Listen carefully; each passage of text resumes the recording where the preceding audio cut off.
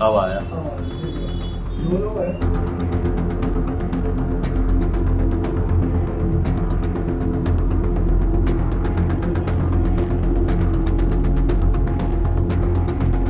Gun shot तो fire, चूंकि उस समय तो हम लोग दहशत में थे, मैं जग भी गया था, बाहर आने की कोशिश भी करी थी, आया भी था, और जैसे तैसे आड़ लेके हम लोग बचे हैं। मुख्यमंत्री जी जो भी हम गुहार लगाना चाहेंगे वो सब यहाँ की पुलिस कर रही है।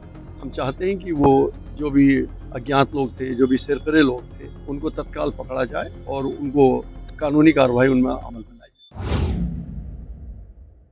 दुनिया भर में अपनी अदाकारी का लोहा मनवा चुकी बेहद खूबसूरत अदाकारा दिशा पाटनी के घर पर 9 से 10 राउंड फायरिंग का मामला अखबारों से लेकर टीवी चैनलों पर छाया हुआ है। यूपी के जिला बरेली में जहां की दिशा पाटनी का घर है, ये पहली वारदात है जिसमें किसी इंटरनेशनल गैंग का नाम सामने आया है। पंजाब में सिद्धू मूसेवाले हत्याकांड वाले गोल्डी बरार गैंग के फायरिंग की जिम्मेदारी लेने के बाद पुलिस के 2 अफसरों की अगुवाई में 5 टीम तफ्तीश में जुटी है। उससे पहले दिशा पाटनी की बहन रिटायर्ड मेजर खुशबू पाटनी का वो वीडियो तेजी से वायरल हो रहा है जिसमें वो लड़कियों के मुंह मारने की बात पर बेहद तीखे अंदाज में नाराजगी जता रही हैं। दरअसल खुशबू सोशल मीडिया प्लेटफॉर्म पर सक्रिय रहती हैं। यूट्यूब, फेसबुक और इंस्टा पर उनके वीडियो खूब वायरल होते हैं। बरेली में जहां वो रहती हैं, पिछले दिनों अपने आवास के पीछे पुरानी पुलिस लाइन्स के खंडर में एक छोटी बच्ची को लावारिस पड़ा रोते देख उसे कुत्ते बंदरों के संभावित हमले से बचाने के लिए वहां कूद गई थी। तब एक मासूम के लिए अपने रिएक्ट करने के अंदाज से छा गई थी। उनके इस एफर्ट को द लीडर हिंदी ने भी प्रमुखता से कवर किया था। देखिए, अगर आपको लगता है ये बरेली से है, अगर आपका बच्चा है तो प्लीज बताइए कहाँ से आए हो। खंडर में अपने माँ बाप ऐसे छोड़ के जा रहे हैं, धिक्कार है ऐसे माँ बापों को। पहलगाम हमले के बाद ऑपरेशन सिंदूर को लेकर भी उन्होंने अपनी राय को बेबाकी के साथ सधे हुए अल्फाज में रखा था, लेकिन संत अनिरुद्धाचार्य महाराज की लड़कियों को लेकर कही गई बात सामने आने पर खुशबू पाटनी ने जब रिएक्ट किया तो उन्हें ट्रोल किया जाने लगा। हालांकि उनके पिता रिटायर्ड सीओ जगदीश पाटनी का कहना है कि खुशबू के बयान को तोड़ मरोड़ कर पेश किया गया। खैर, अब इस मामले में खुशबू पाटनी क्या कहती हैं, उनके जवाब पर नजरें टिकी हैं। फिलहाल घर पर फायरिंग की सनसनीखेज वारदात के बाद वो खामोश है। इस बीच एसएसपी अनुराग आर्य ने इस मामले को बेहद संजीदगी से लेते हुए उनके सिविल लाइन्स में चौपला क्रॉसिंग के पास स्थित घर पर गारद तैनात कर दी है। दिशा पाटनी के परिवार को 2 गनर भी उपलब्ध करा दिए हैं। उनके पिता जगदीश पाटनी का कहना है कि फायरिंग के बाद हम दहशत में आ गए थे। उन्होंने इस मामले में न्यूज एजेंसी से बात की है, कहा है कि घटना के बारे में आप सबको पता ही है। खुशबू के बयान को तोड़ मरोड़ कर पेश किया गया है, उसे अनिरुद्धाचार्य महाराज से जोड़ दिया गया। हम सनातनी हैं, आचार्य साधु संतों का सम्मान करते हैं। अगर बात को कोई तोड़ मरोड़ कर कट पेश करता है तो यह हमें नीचा दिखाने की साजिश है। जगदीश पाटनी ये भी कहते हैं कि योगी जी का प्रदेश है, जीरो टॉलरेंस नीति के तहत पुलिस दहशतगर्दी पर लगाम लगा रही है। फायरिंग के बाद आड़ लेकर हम बचे हैं, दहशत में आ गए थे। गन शॉट स्वदेशी नहीं विदेशी है, बटन दबाते ही कई राउंड फायर कर जाती है। 8-10 राउंड फायर हुए हैं। जहां तक गोल्डी बरार का सवाल है तो यह भी स्पष्ट नहीं है जब तक पुलिस किसी नतीजे पर नहीं पहुंच जाए। हम भी कुछ कहने की स्थिति में नहीं है। उन्होंने चैनलों से भी बात की है, आइए आपको वो भी सुनवाते हैं। कल का ये इंसिडेंट है, सवेरे 3:30 से 4 बजे के बीच में 2 अज्ञात लोग यहाँ पे आए हुए थे और वो बस फायर मेरे मकान पर कर गए। यही मेन इंसिडेंट था। बाकी क्या हुआ, कैसा हुआ, यहाँ की local police, SSP, ADG sir, पूरी पुलिस ने अपना जितना भी था सब झोंक रखा है। उन्होंने कई टीमें लगा रखी हैं, वो सब इन्वेस्टिगेशन में है। अभी किसी नतीजे पे जैसे पहुंचेंगी आपको अवगत करा दिया जाएगा। कोई दुश्मनी वगैरह नहीं, हमारी तो किसी से कोई दुश्मनी नहीं है।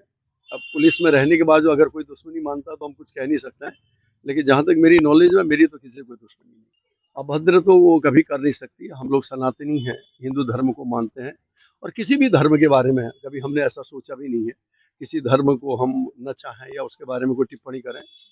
और जहाँ तक वो साधु संतों की बात है कि हम लोग तो वो हमेशा पूजनीय है और हमारे संस्कारों में उनके लिए बहुत ऊंचा स्थान है। और अगर उसकी पोस्ट को कोई कट पोस्ट करके अगर लगा दे तो फिर उसके बारे में कुछ नहीं कह सकता है। जैसा कि आजकल मीडिया में या सोशल मीडिया में ये ट्रेंड है, कोई भी बात बताते हैं, कोई भी रील को या स्टोरी को कट पेस्ट करके उसे आगे बढ़ा देते हैं। दहशत में तो क्या है, मैं वो आर्मी से है, मैं पुलिस से हूँ, क्योंकि हमें तो ये सब ट्रेनिंग का एक पार्ट है। हम लोग को दहशत में तो ज़्यादा नहीं है, लेकिन अगर इस तरह की घटना होगी तो हम भी कुछ न कुछ करेंगे। पुलिस मेरे साथ है, प्रशासन मेरे साथ है। मुख्यमंत्री जी को क्या गुहार लगाना चाहेंगे? मुख्यमंत्री जी, चूंकि ये उत्तर प्रदेश है, मुख्यमंत्री जी ने पहले भी जीरो टॉलरेंस पे बात कर रखी है। वो खुद ही नहीं चाहते हैं कि इस तरह की कोई घटना हो।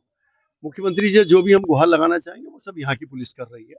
हम चाहते हैं कि वो जो भी अज्ञात लोग थे, जो भी सिरफिरे लोग थे, उनको तत्काल पकड़ा जाए और उनको कानूनी कार्रवाई उनमें अमल में लाई जाए। कल जो घटना घटित हुई थी इसके बारे में मैंने कल ब्रीफ किया था कि हम लोगों ने मौके पे सारी टीमों को भेजा है।